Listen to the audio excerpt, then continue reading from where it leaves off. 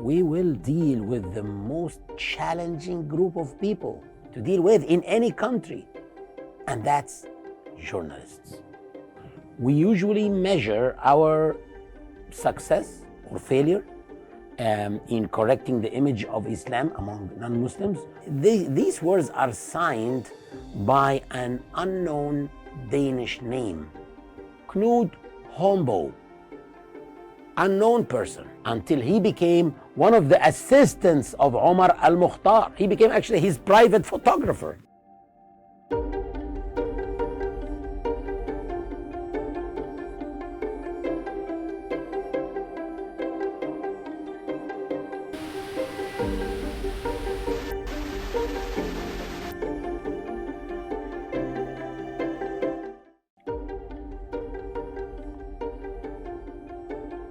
Assalamu alaikum wa rahmatullahi wa barakatuh. When we decided at Bridges Foundation to deal with the insulting cartoon in Denmark, the cartoon crisis in 2006, we set a goal for ourselves.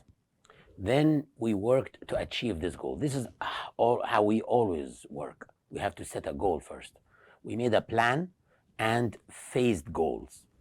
During analyzing the cartoon crisis, we found that we will deal with the most challenging group of people to deal with in any country, and that's journalists.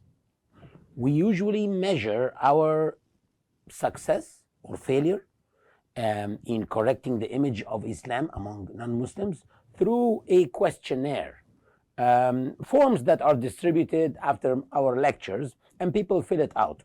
We found that 92% of the attendees of our lectures changed their position to a better position from Islam and Muslims, 92%.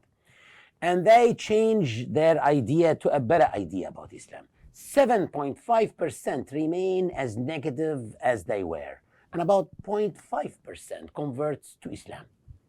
This means that our success rate in correcting the image of Islam is about 92.5%. But with journalists, frankly, our best hope was to achieve 10%. If we can change the idea of 10% of them only about Islam to a better idea, that would be a success. If 10% of Danish journalists come to support Islam and Muslims, this would be awesome and a great achievement. So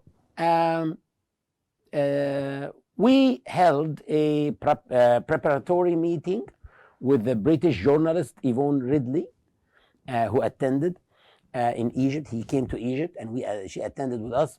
And we set a goal to correct the image of Islam and of Prophet Muhammad sallallahu alaihi wasallam at the highest possible rates. And our best hope was to get 10 to 15% of them to change their position. So one of the phased goals of the plan was to attract as many journalists as possible to attend our conference, because that conference was not open for the public. It was closed only on journalists and politicians.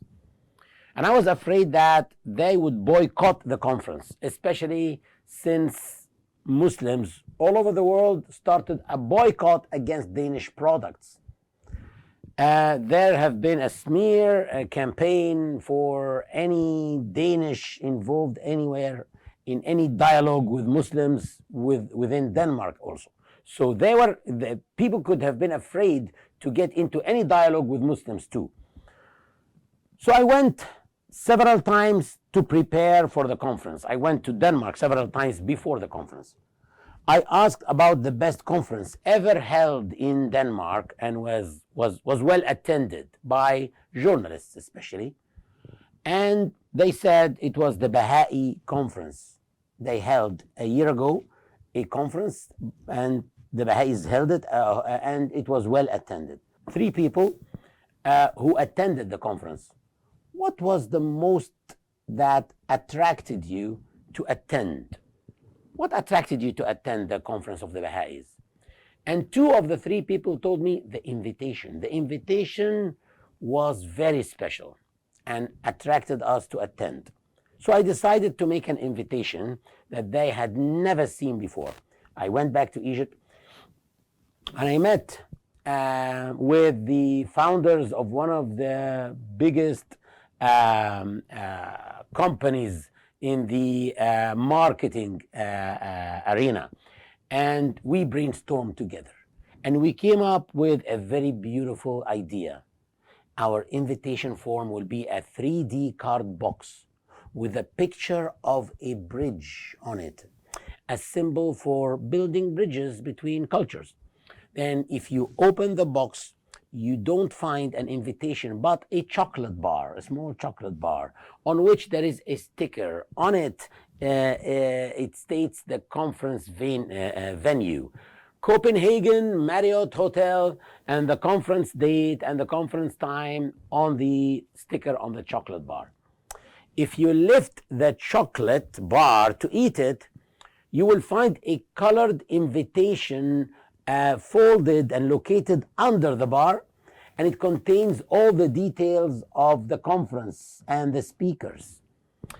Even the menu of the dinner that we are going to serve. Also, my main lecture, the main lecture was my lecture, and it was titled, Freedom of Speech Has No Limits in Islam.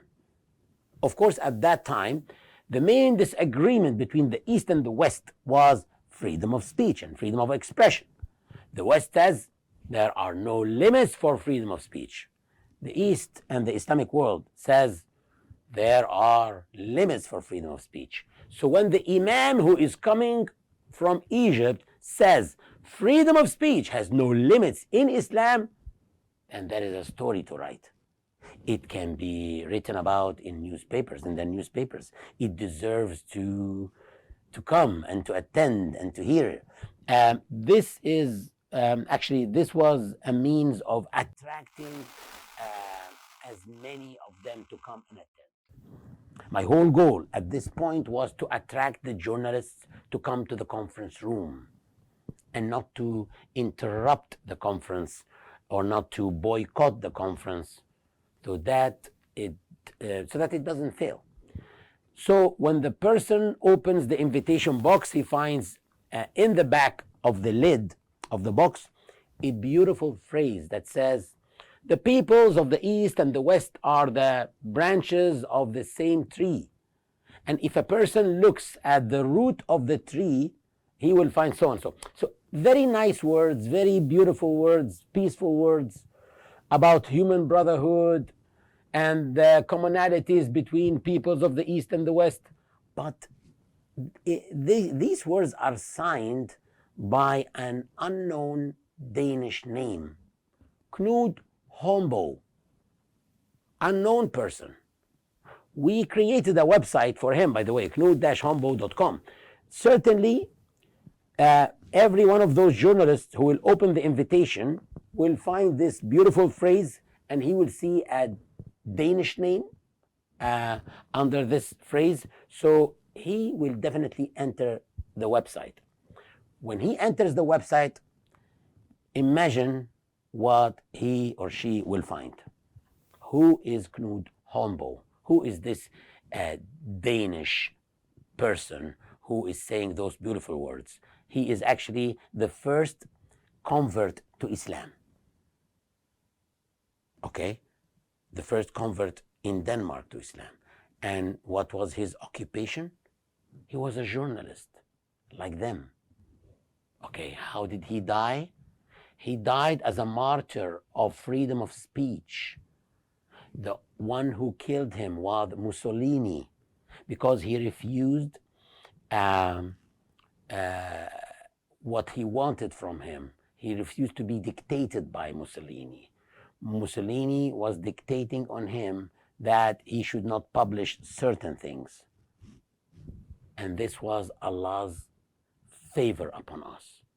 I mean, Allah supported us regarding our conference by discovering the story of this first convert to Islam in Denmark, and to find out that he was a journalist. And our main problem is with journalists. and he died as a martyr of freedom of speech. And our main problem with them is about freedom of speech. So when this all appeared, and they discovered that the reason of his death was freedom of speech, they came in big numbers actually to the conference. This attracted 207. Oh, okay. I remember that we sent out 277 invitations. 135 journalists came out of 277. That's amazing, by the way. And 10 politicians also attended, in addition to about 35 Muslims. So the attendance was about 190 to 200 people. So what is the story of Knud Hombo and how I used it in the conference then? Because I had to research the roots of Islam in the country where I am going to speak. So I searched the roots of Islam in the country, in Denmark, and I found that the first one to convert was a young man named Knud Hombo. He was 27 years old, and he was working as a journalist. He embraced Islam after a journey in search for the truth, in which he entered a Christian monastery in France. He found nothing interesting for him in Christianity, and he wasn't satisfied spiritually. Then he embraced Islam, and he named himself Ali Knud Hombo, and he wanted to perform Hajj, pilgrimage. So he bought a Chevrolet in Morocco, and he started a drive through the North African desert, heading to Mecca. And he wrote his memories in a book called Brenner, which is The Desert is Burning. Actually, it is called in English, The Desert Encounter. He wrote his adventures and his chronicles in this book. And that he had an American guy named Starbucks actually with him. And this guy died on this way through the desert. And he buried him on the way. One of the things that he got thirsty in the desert, that he had to drink the water from his car radiator in order not to die. A guide accompanied him, a young Libyan teenager guide named Muhammad. Then the book began to get serious when he started talking about his trip in the Libyan desert, and that he was arrested by the Italians who were colonizing Libya at that time. And he also wrote about his closeness to the leader of the resistance, Omar al-Mukhtar, until he became one of the assistants of Omar al-Mukhtar. He became actually his private photographer. He transmitted messages between Omar al-Mukhtar and King Idris al-Senussi, who was exiled in Cairo. So he carried messages from Omar al-Mukhtar to Cairo and back. In his book, he recorded daily executions in Benghazi. He says 30 executions by hanging in Benghazi every day, and he's recording this with photographs that he took himself. He recorded the atrocities of the Italian fascist occupation. He stood for the truth against falsehood. He stood with the oppressed against the oppressor. And he took 2 photos that caused him to be assassinated. 2 photos of Italian officers detained in the detention camps of the Mujahideen, of Omar al-Mukhtar and the revolutionaries. So Mussolini's regime wanted to bribe him so that he wouldn't publish these photos, so that it won't be an embarrassment for them, and so that the Italian people would not know that the Libyan resistance is also taking prisoners from among the Italian officers. They didn't want them to know that Italian officers are falling into captivity too. So Mussolini sent a German agent and his name was Hans Joachim. And he met Knut Hombo before Hajj in Jordan and tried to bribe him. He offered him a big lump sum of money. This is a blank check. Just put the number you want, but don't publish these photos and this information. And he refused. He refused to compromise his freedom of speech. This man understood the hadith of Prophet Muhammad, peace be upon him, that says, if one day you see my nation afraid of telling a tyrant that he's a tyrant, then there is no hope for them. And what do tyrants do? Tyrants kill. And though Prophet Muhammad is still saying that we should not be afraid of telling a tyrant to his face that he's a tyrant, which means stand up against oppressors and stand up against tyrants, even if this may cost you your life. Why? Because you will die one day. Die with dignity instead of dying on your knees. Die on your feet, but not on your knees. And he also said that the best of martyrs is Hamza, and a person who stands against a tyrant, enjoining him, telling him what is right and what is wrong, forbidding him from evil, and that tyrant kills him because he spoke the truth. So he understood that death is not the end. Rather, it is the start of a new life, the real life, the everlasting life, in which the soul is freed from the prisons of this world. Freedom of expression has no limits in Islam. It should be practiced even if the price is losing your own life. But it has a direction against the oppressor, not the oppressed. And then I addressed the journalists in the conference room, and I told them, and you Danish journalists were the spark that ignited. And that was obvious from one of the questions on the forum. It says, did your respect to Prophet Muhammad increase after the presentation? And 55% of them checked yes. My respect to Prophet Muhammad increased after the presentation. So our success rate was 55%. Although we only wanted 10%. We only dreamt of 10%. Also, they wrote, how can we make the whole world know about this great Muslim? Who's that? Knut Hombo. So they became proud that one of them, and who was a Muslim as well, they became proud of a Muslim Danish person, and they wanted to tell the whole world about him. Because I had to reserve some names and some events so that no one would be harmed or disagree with me. So some people are still in their positions here. So the lessons of today's story is that the secret to success of any business after God's grace is good planning before action.